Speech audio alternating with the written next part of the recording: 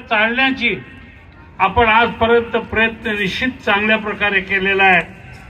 देशाची प्रगती ज्या गतीने झालेली आहे त्या गतीने सरकार चालवणारे कुठल्याही पक्षाचे कोणी असोत, परंतु निश्चितच आपल्याला आपल्या या राज्यकर्त्यांचं स्वागत करावं, अभिनंदन करावं असंच मला वाटेल।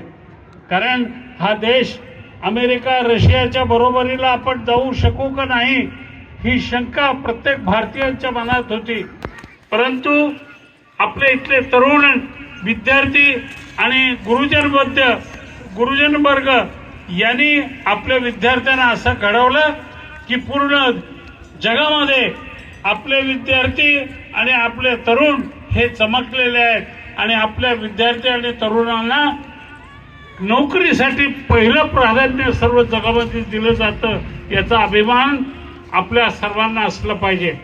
हे करत असताना निरनिराळे संकट, नैसर्गिक संकट असू देत, शेजारी रस्त्याचं अतिक्रमण असू देत, दहशतवाद असू देत, याचा सुद्धा सामना आपला देश करत आलेला आहे।